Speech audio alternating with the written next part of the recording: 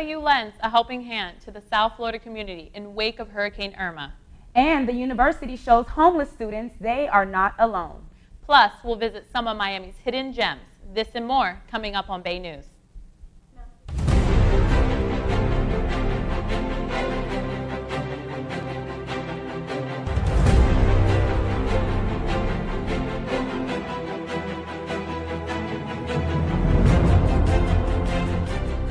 Good morning and welcome to Bay News. I'm Amanda Flores. And I'm Jada Hall. Hurricane Irma recently impacted the South Florida region, causing major damage to many areas. For some, the outcome was so severe, returning home soon seems unlikely. Let's catch up with Jeanette Vasquez, who was on location at FIU. FIU served as an adequate shelter for Monroe County during the course of Hurricane Irma. However, it is the support it extended to its own students that matters the most.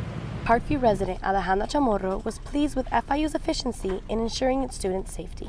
At first, I felt safe because from the beginning, FIU was emailing us like 2 weeks before.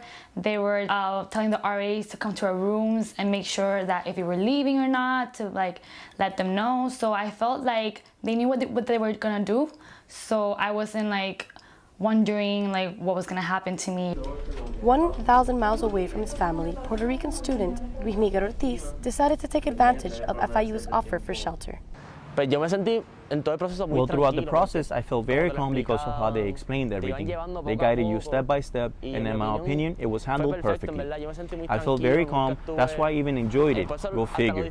You know, and it's not an occasion that you normally enjoy. FIU's campuses were not impermeable to Hurricane Irma's damages. The campuses themselves and the housing at the Modesto Medique campus sustained minimal damages. However, the only housing at the Biscayne Bay campus, the privately owned Bayview Apartments, was heavily affected by the natural disaster.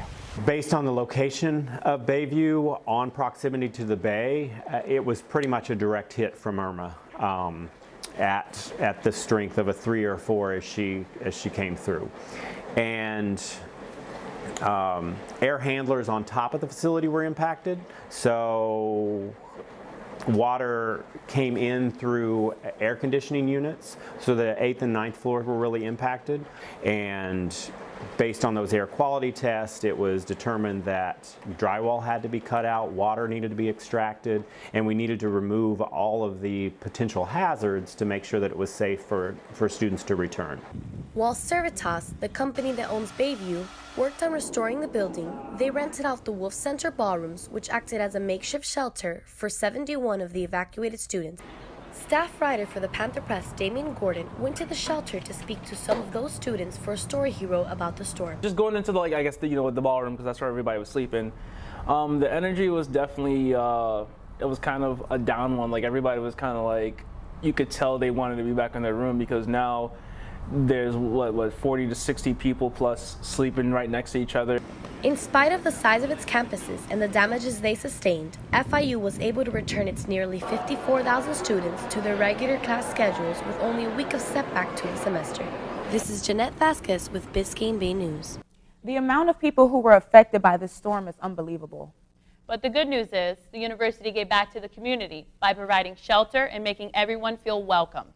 Our reporter, Vanessa Morales, got insight of what's taking place on FIU's campus. Take a look. After Hurricane Irma and Maria left thousands of people in need, the FIU police, faculty members, and students united to help the community during this time of tragedy and hardships. Those evacuating from the natural disaster were hosted by FIU and areas around campus. FIU provided not only food and shelter, but entertainment as well. And what FAU is doing is not only are you opening your arms and giving them location, but they're also providing any type of support that we think they might need or they let us know that they need. Many of the organizations on campus decided to put in their part to entertain and make the evacuees feel welcomed. The marching band was one of the many organizations who performed for those evacuating. They don't really have a lot of stuff after the hurricane. A lot of them don't really have anything. So, to just go there and perform for them and, at least for 5-10 minutes that we were there, it did feel like I was very happy to do it for them, because they don't really have anything. So to just put a smile on their face for you know, the 5 minutes we were there was nice. Throughout 3 weeks, FIU welcomed evacuees and provided not only food and shelter, but also medical aid such as nurses, physicians, and comprehensive care. As I told the president of FIU yesterday, this is by far one of the most supportive communities we've ever seen that has not only allowed us to utilize facilities for emergency response, but have actually supported through different activities. For example, when you think about someone staying in a shelter, you think about their mental health. It's not just the medical needs of them as far as primary care, but it's also comprehensive care, such as mental health. So FIU community has done an amazing job of having people come in on a voluntary basis to support the mental health of the clients that are staying here. The FIU president, Mark Rosenberg, expressed that FIU's diversity is key to the spirit of giving back. When the going gets tough, the tough get going. And FIU is full of a lot of tough people, a lot of determined people, a lot of people who want to help. And there FIU was. There were our students, there was our professional staff, our marching band, and a lot of others, our choral groups, our honors college. They were our nurses, our social workers, our physical therapists. They were awesome and made me proud. I'm Vanessa Morales for Bay News. From the FIU police to the student body at large, everyone had their part in improving their experience for victims. They sure did, and I attended an event where I met some people who are big on making life better for children. Established in 2006, Art Gallery of Broward County functions as a traveling photography exhibit of foster children, which is displayed in diverse public places. The organization's most recent stop was at the Galleria at Fort Lauderdale. The event featured delicious foods from local restaurants, fine wines, music, and a silent auction including luxury packages. Yvette Dubose, who was the executive director of the program, was beyond satisfied with the turnout of the event, which raised $52,000. Exhibited our first exhibit in 2007, and since then we have assisted with more than 250 adoptions from foster care. The purpose of the Heart Gallery is to help the hardest to place foster children. So they're 8 years old and older. They're sibling groups, and some of them are medically needy. So those children tend to linger longer in foster care, and we believe that every child deserves a family. And among the patrons who showed up to support was Charles Hill, a former foster who knows what it's like growing up without a home. I think one of these organizations, they definitely help. They definitely provide kind of the assistance, the guidance. They provide, the resources that a lot of kids don't necessarily get. A lot of them are lost. A lot of them are confused. A lot of them, again, have behavioral issues. So these kind of organizations definitely help kind of provide the assistance and the guidance that they need to kind of get through this type of situation, and then also help them get home.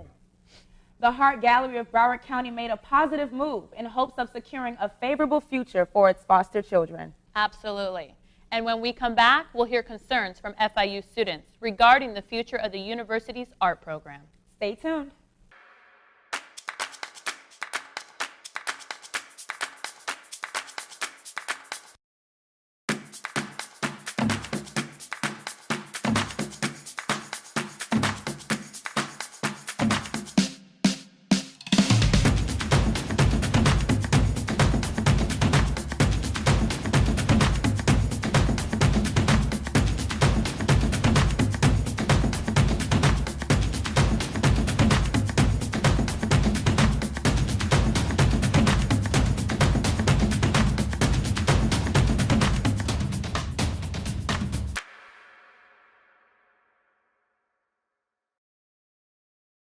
Welcome back to Bay News.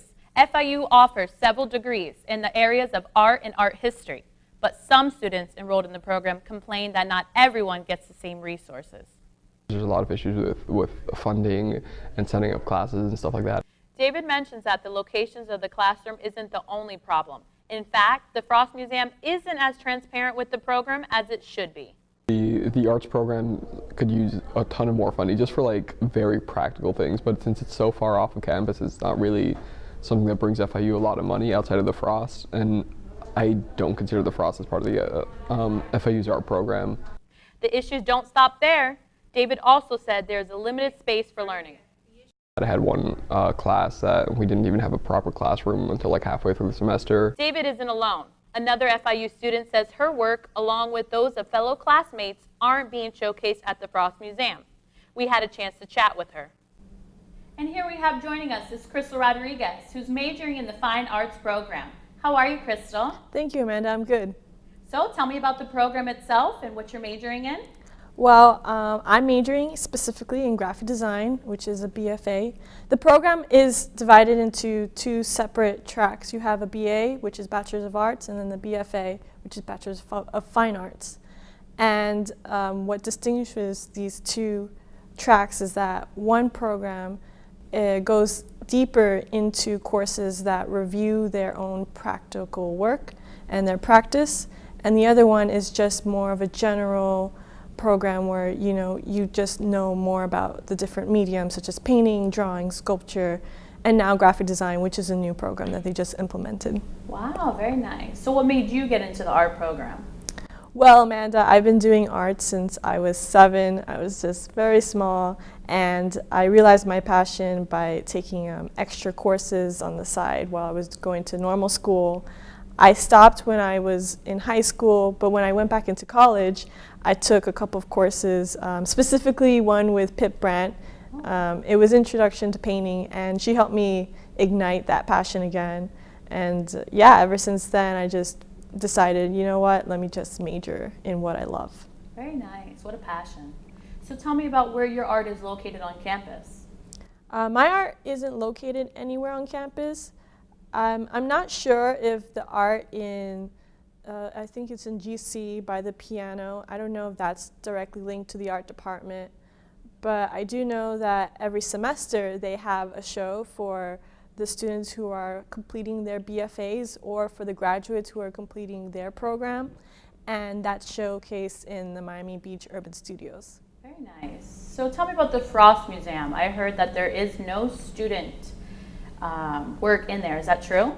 That is true. I don't know too much about the story, and I keep hearing different versions of it. From what I understood, there was one year that a student showcased work that I guess the department wasn't too aware about, or they might have gotten offended.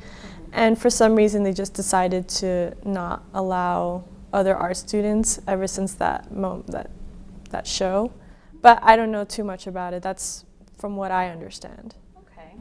So where on campus is the art showcase? Do you guys have exhibits other than the Frost?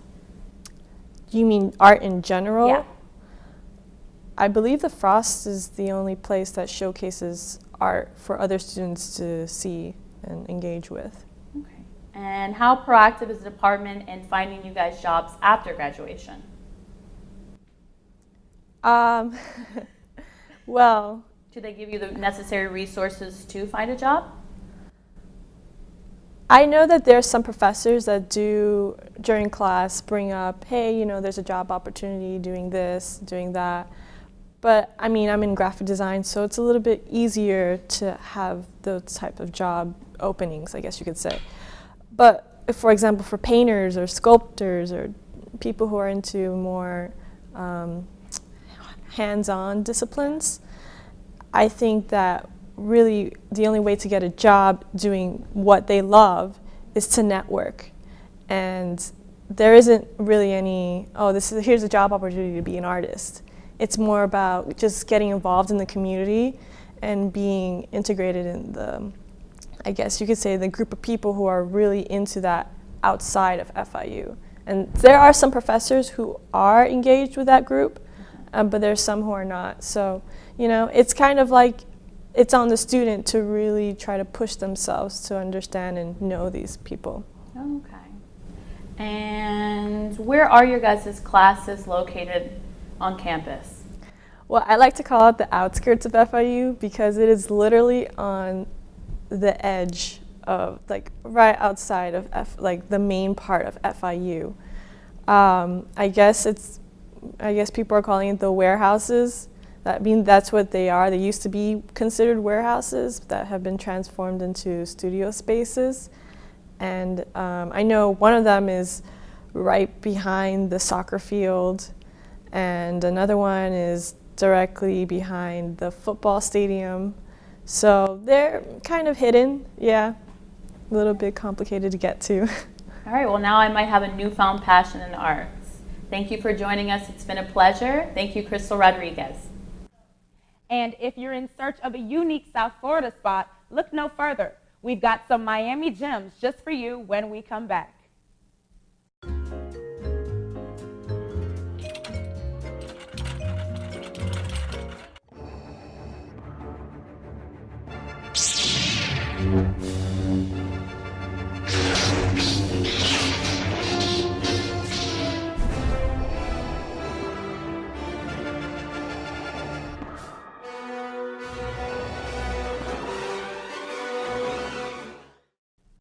Welcome back, and thanks for tuning in to Bay News.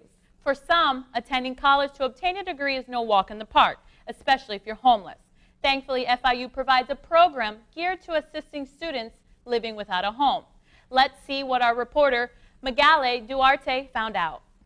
Florida International University provides housing services and tuition reduction to homeless students. Anna Ramos is the director of the program fostering Panther Pride. The purpose of the program is to assist the students and support them academically and financially with their housing scholarships, book vouchers, and other needs within the university and graduate them. FIU's program caters to both the foster care and homeless population. Unfortunately, many students are not aware of the Fostering Panther Pride. Robert Castillo is an FIU senior who was once homeless. I had to email FIU the whole story. And I didn't have any proof of what I was going through except for pictures of the hotel I'm sleeping at or the fact that I have a 22-foot U-Haul with a bunch of stuff packed in there. But they emailed me, and so I didn't have to pay anything out of pocket for my tuition because I already owed like $4 grand for 2 semesters that I couldn't pick up classes. So they helped me out with that. Due to his poor economic situation at the time, Robert had to also sleep on campus because he had nowhere to go. Luckily, I had friends that live on campus and they knew my situation, so I usually crash on their couch, sometimes in apartments or in towers, or sometimes like I live in the fraternity house, but before that, I would sleep on the couch there because I didn't have a location. However, Robert isn't the only FIU student who's had challenges. Jose Melendez, an FIU senior who was also once homeless, says going to school was difficult. It was hard for me to go to school at times just because I just grabbed whatever clothes I could find at the moment, and I had to recycle a lot of the clothes that I had to make it last for 2-4 days at a time. I had to stop getting so dirty since I was an active person. I like to play around a lot. I had to limit that because I didn't have access to showers or things like that. And it would just be hard just living in the back seat of a car. Not even living, just sitting there waiting for the next day to happen because there's nothing else to do. Florida International University has helped more than 65 homeless students graduate through their Fostering Panther Pride program. For people who support this program, it is a sign of hope. It means a hope to students who age out from foster care. It means I can be part of somebody's journey, educational journey, and graduate them and see them walking in the stage with their diploma in their hands and then transition into the workforce. Robert and Jose are no longer homeless, and they hope the program will receive recognition amongst those who need it. I'm Maggie Duarte for Bay News. What a great way of helping our students. Another issue some students are facing pertains to the halt in requests and renewals within the Deferred Action for Childhood Arrival program, also known as DACA. Now that the Trump administration ended DACA, my future's in the air. I don't know what's going to happen to myself, to my parents. I don't want to just sit here and wait for my future to be determined by people that don't really understand what's going on. To learn more about this story, head over to baynews.com. We live in a time where there is always something trending. From technology to apparel, nothing is off limits. We found a trend with a taste you might be interested in. Check it out. Juicing has made its way into the diet of many, and it doesn't stop there. A booming industry bringing in more than $100 million per year, cold-pressed juicing has replaced eating spinach as a salad to now drinking it. Raw Juice, a local juice spot in Aventura, is one of many offering these juices, along with various detoxifying shots, naturally sweet smoothies, and not-so-average salads. And General Manager Chelsea Trotta says this is the perfect route for anyone. It's great because everybody's more health conscious. We're really focusing on health and fitness, and the two combined together. It's definitely valuable for everybody. You get the most nutrients out of juicing, so it's a great way to substitute, instead of eating your fruits and vegetables, you can have them in juice form. It's great for all ages, anybody who's just getting into juicing or anybody who's been really focusing on a better lifestyle. And like Trotta said, juicing has its benefits, but goes hand in hand with fitness. Charlie Lawrence, an ISF certified personal trainer, agrees and says there needs to be a balance. Sometime at the beginning of the process of working out, some meal plans I design, it do include juicing, because some people don't like cleansing themselves with just water. It's very boring as far as doing your diet and also as far as your cleansing process. So juicing is something I recommend as far as fasting, if you want to fast with juice. You cannot equate juicing if you want physical change. You're going to get healthier change because you're using natural products, but as far as if you want physical change, you have to apply exercise along with the juicing. Wow, who would have thought juicing would be so popular in this day and age? By the looks of it, juicing may be around for a while. And if you're thinking about adding juicing to your to-do list, you may want to include visiting some of Miami gems too. From beaches to nightlife, Miami has it all and still more to offer. Let's take a look at what Catherine Guzman has discovered. Miami is one of the world's most lively and visited cities. With its colorful buildings, glistening beaches, and a luxurious nightlife, it's no surprise that millions of people visit the city each year. But there's a beautiful side of Miami even the locals fail to explore. The Coral Castle, located in Homestead, is a place full of mystery that opens the mind to wonder. Coral Castle is a unique phenomenon here. This type of work ethic is non-existent in today's world. There's still many, many mysteries here of how one man, 5 foot, 100 pounds, could build a castle that holds 2.2 million pounds of rock in it. Built in 1936 by Edward Leeds-Skounen, the Coral Castle Museum features a 9-ton gate that moves with just a touch of the finger, a Polaris telescope, and functioning rocking chair, all made entirely of stone. So even in today's world, we're still finding things that Ed buried over 90 years ago. It's incredible. Jumping onto the back of a 2,000-pound animal takes a lot of skill. And if you're up for the challenge, you can test your body's ability at the Miami Equestrian Club located in Kemble. My daughter's had a passion for riding ever since she saw pictures of me riding when I was young. Her doing this has sort of bring back our childhood all together, and it's a nice thing to do for our family to get together. It is definitely a hidden gem. When you go outside and then feel the nature and then feel, see the horses, the animals, you see the different things, you feel the different things.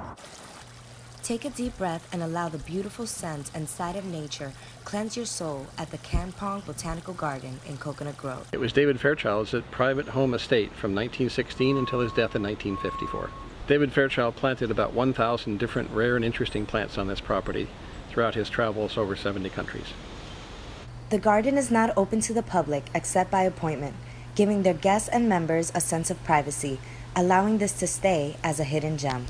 Due to the recent damages caused by Hurricane Irma, over 60% of the trees were knocked down at the Kampong Botanical Garden. The winds from Hurricane Irma blew here for 12 to 14 hours at about 100 miles an hour, and everything that wasn't bolted down flew around. We are looking for donations, and we do have a crowdfunding site open. Volunteers will be really necessary for us, but in about a month after we clean up the property and make it safe for them. The Kampong Botanical Garden remains closed to the public but is expected to reopen on November 6th. However, they will not be seeing a full recovery until the year 2022. These hidden gems are just a few of the many fascinating and unique natural wonders that await your exploration here in Miami. From Bay News, I'm Catherine Guzman. Some of Miami's many gems have finally been unveiled. As our broadcast comes to a close, maybe we should check them out sometime. Sounds like a plan. And don't forget to check out our website at baynews.com. And be sure to connect with us on Twitter and Instagram at BayNewsBBC.